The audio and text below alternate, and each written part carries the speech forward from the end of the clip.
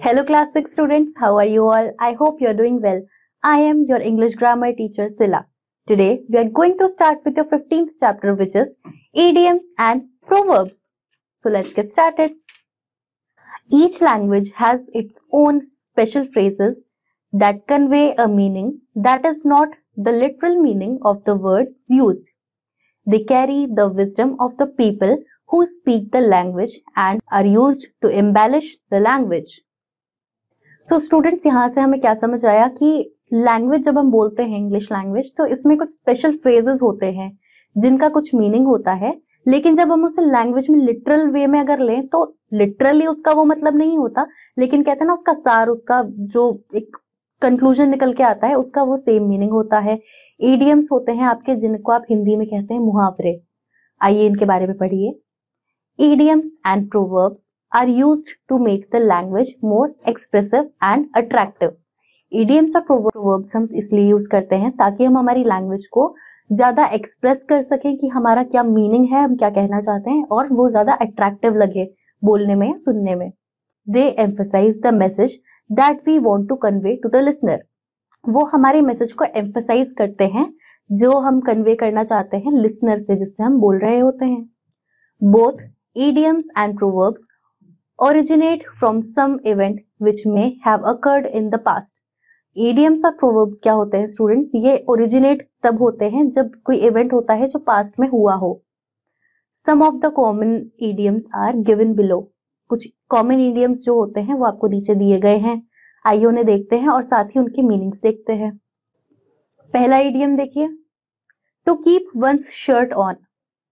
अब इसका हमें एग्जैक्टली मीनिंग समझ में नहीं आएगा कि किसकी शर्ट क्या, लेकिन ये एक मीडियम है। इसका मीनिंग देखिए, टू कंट्रोल वंस एंगर, किसी के गुस्से को कंट्रोल करने के लिए हम इस तरीके का इडियम यूज करते हैं।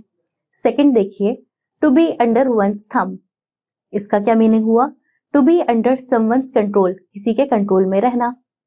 सेकंड देखिए, to blow one's own trumpet, to praise oneself, अपनी खुद की तारीफ करने के लिए हम ये इडियम यूज करते हैं। अब देखिए, to be kind, to be hand in glove with, इसका मीनिंग है to be a partner in a wrongdoing, किसी गलत काम करने में जब कोई हम साथ देते हैं तब हम ये इडियम यूज करते हैं। To bring into play, to bring into action, किसी भी एक्शन को करने के लिए हम ये चीज बोलते हैं। To be in a soup, to be in a trouble, किसी ट्रबल में होने के लिए हम कहते हैं to be in a soup. To go on a wild goose chase, to do something which has no result, ऐसा कुछ काम करने में जिसका अपना कोई रिजल्ट होगा ही नहीं, उसके लिए हम ये फ्रेज यूज करते हैं, ये इडियम यूज करते हैं।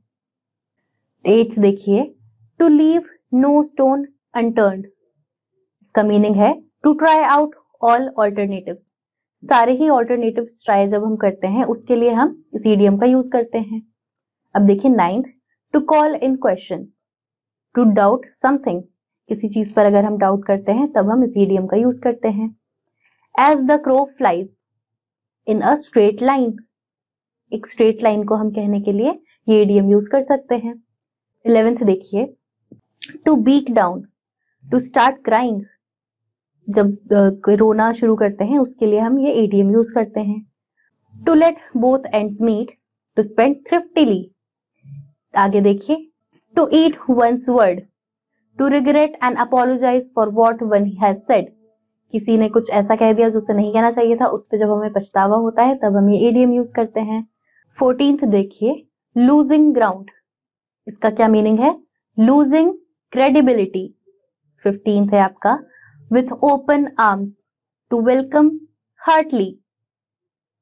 16th देखिए, by hook or by crook, to succeed by fair or unfair means, to pay off old scores, to average, to avenge a wrongdoing, off and on, now and then, in good part, इसका meaning है without offense, to put a spoke in one's wheel, to put obstructions in one's work, to make mark, to distinguish oneself, to have it at one's fingertips, to know thoroughly, to put one's foot down once, to refuse outright, no love lost between, disliking each other in the long run, eventually, in the nick of time, just in time, through thick and thin, under all conditions, sitting on the fence,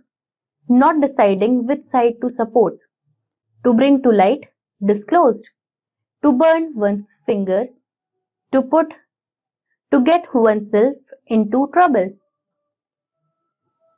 At sixes and sevens, in confusion or disorder, on the red alert, on guard, the order of the day, prevailing conditions, to keep pace with, to progress at the same rate, out of date, obsolete, no longer in use, up to date, modern, recent, to speak volumes, to serve as a strong testimony, to hope against hope, to keep hope when it is useless, to get into hot water, to get into trouble, to wash one's hands off, to refuse to get involved in a matter, to hit the nail on the head, to say or do exactly the right thing, to be in high spirits, to be cheerful and happy.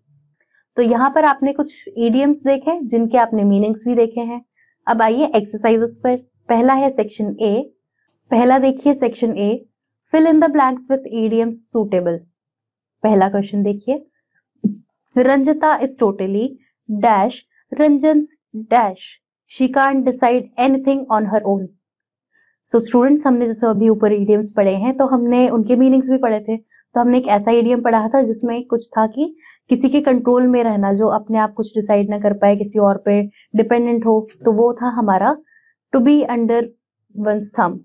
तो यहाँ पर आप लिखेंगे Ranjita is totally under Ranjan's thumb.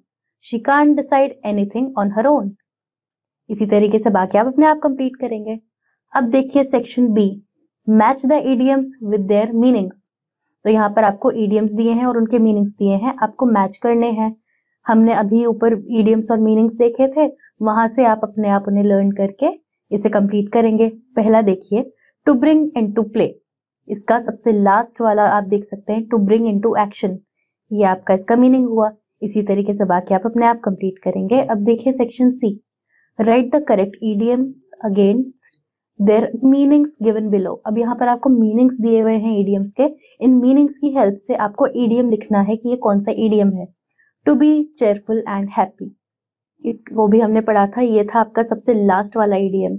To be in high spirits. इसी तरीके से आप बाकी अपने आप कंप्लीट करेंगे. अब हम पढ़ेंगे proverbs. Proverbs too like idioms are used to make the language more expressive and beautiful. They have a connection with something in the past or history. So students, proverbs क्या होते हैं? Proverbs भी आपके idioms की तरह ही होते हैं, जो आपको help करते हैं आपकी language को ज्यादा expressive और खूबसूरत बनाने के लिए.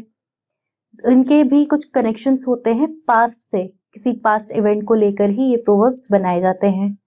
Some common proverbs with their meanings are, आपको यहाँ पर कुछ प्रोवर्ब्स जो कुछ कॉमन है और उनके मीनिंग्स दिए हुए हैं. पहला देखिए, all that glitters is not gold. ये आपका एक प्रोवर्ब है. इसका मीनिंग है आपका appearance can be deceptive. Second देखिए, one man's meat is another man's poison. What is good for one may not be good for the other. Work while you work and play while you play. Whatever work you do, do it properly and wholeheartedly. A stitch in times saves 9. Prevention against anything is better. An empty vessel makes much noise. A foolish person talks a lot. An idle brain is the devil's workshop. One who does not work thinks of some mischiefs. A rolling stone gathers no moss. A person who does not have an aim cannot achieve anything. A burnt child dreads the fire. A person Who has failed once is careful next time. Fools rush in where angels fear to tread. Foolish people do not know how to behave in a place. A bad workman quarrels with his tools. A foolish man does not respect his work. Make hay while the sun shines. Never miss an available opportunity. Birds of a feather flock together. Like-minded people usually remain together. Once bitten, twice shy. Once failed, the person will be careful the next time. Look before you leap. Think carefully before doing anything. Don't judge a book by its cover. Appearance may be deceptive. So ये थे आपके कुछ proverbs with their meanings. अब हम exercises discuss करेंगे. पहला देखिए section A. Complete the following proverbs suitably. Make hay. Make hay अभी हमने ऊपर ये proverb पढ़ा था. इसका होगा आपका इसको कंप्लीट करने के बाद Make hay while the sun shines. इसी तरीके से बाकी आप अपने आप कंप्लीट करेंगे. अब देखिए section B. Fill in the blanks with suitable proverbs. Suitable proverbs से आपको blanks fill करने हैं. पहला देखिए. My mother said your teacher is very good. So dash and study hard. So इसका होगा My mother said your teacher is very good. So work while you work and play while you play and study hard. इसी तरीके से बाकी आप अपने आप complete करेंगे. अब देखिए section C. Match the two parts of the proverbs to complete them. अब आपको प्रोवर्ब्स के दो अलग अलग पार्ट्स कर रखे हैं यहाँ पर, तो इनको मैच करना है और कंप्लीट करना है. पहला देखिए. All that glitters. इसका होगा इज नॉट गोल्ड. लास्ट वाला जो है आपका. इसी तरीके से बाकी आप अपने आप कंप्लीट करेंगे. सो आई होप स्टूडेंट्स आपको ईडियम्स एंड प्रोवर्ब्स समझ में आए होंगे.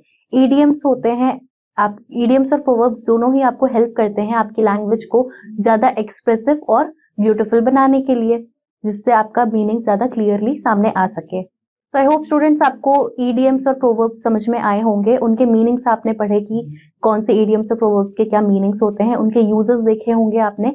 एक्सरसाइज हम लोगों ने डिस्कस की ही है, बाकी आप अपने आप प्रैक्टिस करेंगे. We'll meet you in the next class. Till then bye students.